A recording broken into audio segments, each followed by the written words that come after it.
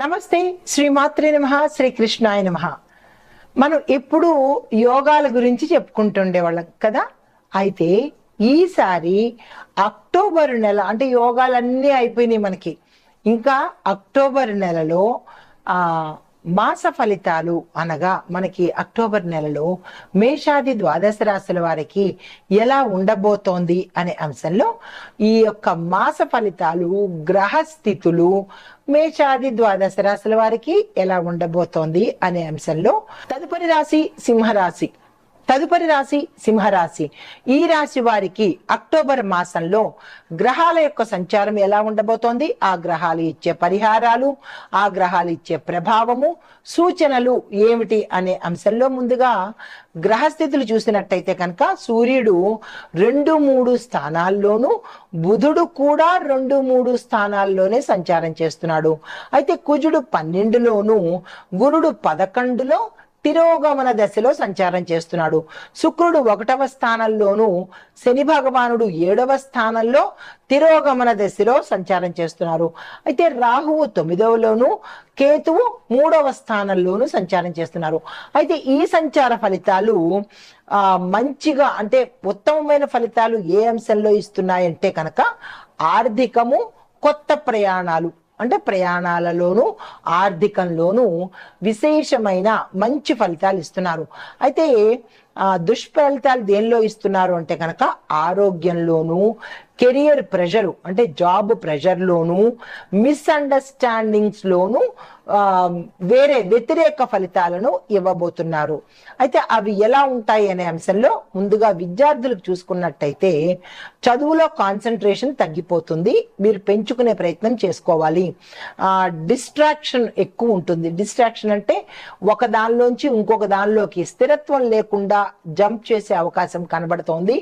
అంటే చదువు మినహా మిగతా వ్యాపకాలలో ఎక్కువగా వ్యవహరించే అవకాశం కనబడుతోంది. ఈ విషయంలో జాగ్రత్తలు తీసుకోండి, మీరు మీ పెద్దలు కూడా. అయితే సైన్స్, టెక్నికల్ విభాగంలో ఎవరైతే చదువుతూ ఉంటారో వాళ్ళకి కొంత కష్టకాలము అని చెప్పొచ్చు. అంటే ఫెయిల్ అవ్వడం కానీ, లేదా సీట్స్ రాకపోవడం కానీ, కొన్ని రిజెక్ట్ అవ్వడం కానీ, ఇలాగా మీకు సంబంధించిన విషయాలలో ఈ 2 అంశాలలోనూ సైన్స్, టెక్నికల్ సబ్జెక్ట్స్ చదువుతున్న వాళ్లకు ఇబ్బందులు ఎదురవుతున్నాయి. దీనికి మీరు కంగారు పడాల్సిన పని లేదు. గురుగ్రహానికి తర్వాత వినాయకుడికి మీరు ప్రత్యేకంగా పూజలు చేసుకున్నట్టయితే పెద్ద భారీ ఎత్తునేమి పూజలు అక్కర్లేదు. ఈ చదువుకునే స్టూడెంట్స్ ప్రతి బుధవారము, ప్రతి గురువారము, బుధవారమేమో వినాయకుడిని, గురువారమేమో దత్తాత్రేయుణ్ణి కనుక పూజ చేసుకున్నట్టయితే మంచి ఫలితాలు పొందే అవకాశం ఉంది.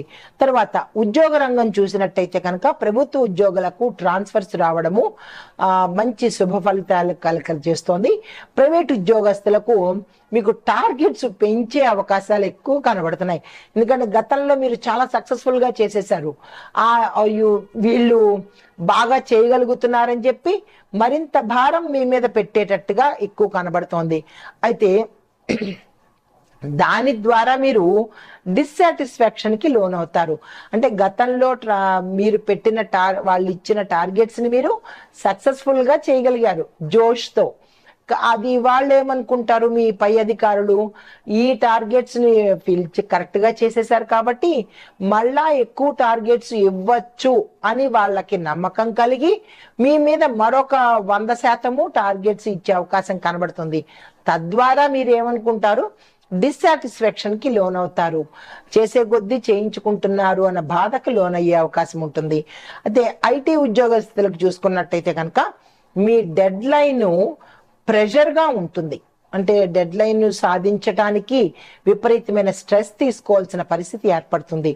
ఆన్ సైట్ ఛాన్సెస్ కూడా మీకు కొద్దిగా తగ్గుముఖం పడుతూ ఉంటాయి.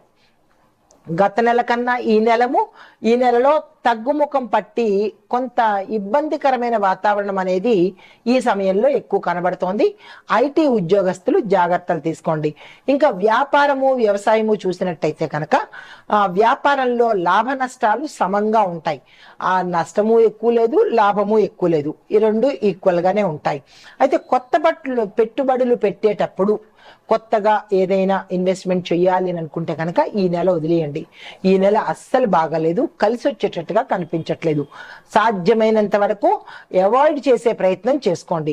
వ్యవసాయదారులకు చూసుకున్నట్టయితే కనుక అన్ని రకాలుగా చాలా చక్కగా మీకు ఉండబోతోంది. ధనపరంగాను, పంటల పరంగాను, రాబడి పరంగాను చాలా చక్కగా ఉండబోతోంది. మీరు ఏ పంట వేసినా సక్సెస్ అయ్యేటట్టు, సక్సెస్ అంటే మార్కెట్లో మీకు దిగుబడి రావడము, దానికి రేటు పెరగడము, ఇలాంటివన్నీ మీకు విజయాలకి కారణాలన్నమాట.